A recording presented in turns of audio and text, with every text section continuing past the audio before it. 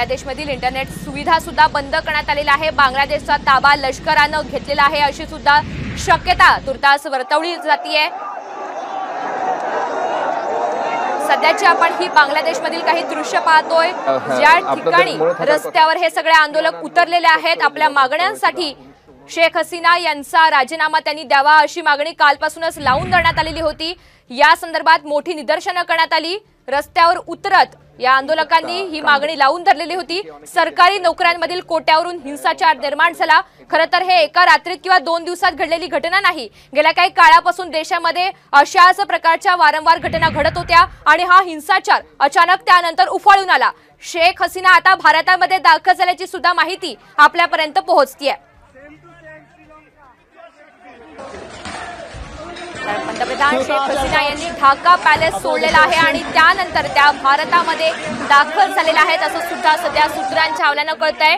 ढाका पॅलेसमध्ये आंदोलक शिरलेले आहेत। आताच्या घडीची एक मोठी बातमी बांगलादेशमधनं ढाका पॅलेसच्या परिसरातील आपण ही सगळी दृश्य पाहतोय। काल सुद्धा याच ठिकाणी हा हिंसाचार घडून आलेला होता। ढाका पॅलेसमध्ये हे आंदोलक थेट शिरलेले आहेत, त्यांच्याकडून निदर्शनं ही करण्यात येत आहेत आणि आता थेट त्यांनी ढाका पॅलेसमध्ये शिरकाव केलाय। बांगलादेशमधनं मोठी बातमी, बांगलादेशमध्ये अस्थिर परिस्थिती ही निर्माण झालेली आहे। एकंदरीतच आंदोलक हे चिघळल्याचं चित्र आपल्याला बघायला मिळतंय।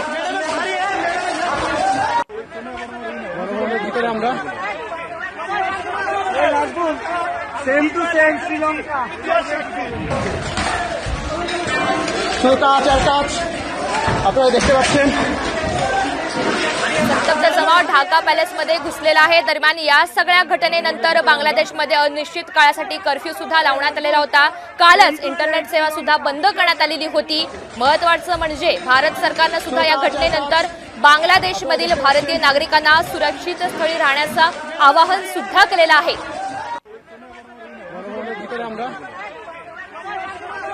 पंतप्रधान शेख हसीना यांच्या राजीनाम्याची मागणी करण्यासाठी काही नागरिकांनी असहकार आंदोलनाची घोषणा केली आणि त्यानंतरच या आंदोलनाला काहीसं हिंसक वळण हे लागलेलं होतं।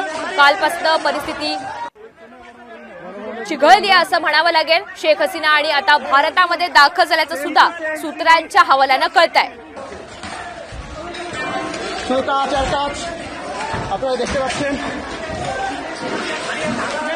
ढाका पॅलेसमध्ये घुसलेला आहे। मोठ्या संख्येने हे आंदोलक आक्रमक झालेले असून ढाका पॅलेसमध्ये शिरलेले आहेत। दरम्यान शेख हसीना यांनी या पॅलेस हे सोडलेलं आहे आणि त्यानंतर त्या भारतामध्ये दाखल झाल्यात असं सुद्धा कळतंय। मागच्या काही दिवसांपासून सुरू असलेल्या आंदोलनामुळे मोठा हिंसाचार हा सध्या त्या ठिकाणी सुरू आहे। शेख हसीना यांनी राजीनामा दिल्यानंतर सत्ता लष्कराच्या हाती जाण्याची शक्यता सुद्धा वर्तवली जाते। एकंदरीतच बांगलादेशमध्ये हिंसाचार उफाळून आलाय आणि परिस्थिती काहीशी हाताच्या बाहेर गेली आहे असं चित्र एकंदरीतच बघायला मिळतंय।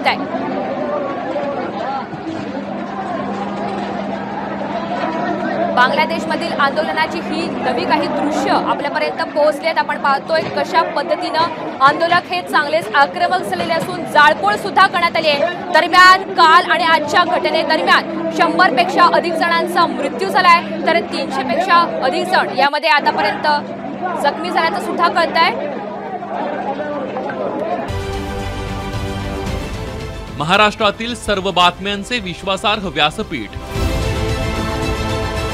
सकाळच्या सर्व सोशल मीडिया प्लॅटफॉर्मला लाईक, फॉलो आणि सबस्क्राईब करा। तसंच सर्व नोटिफिकेशनसाठी बेल आयकॉन प्रेस करायला विसरू नका।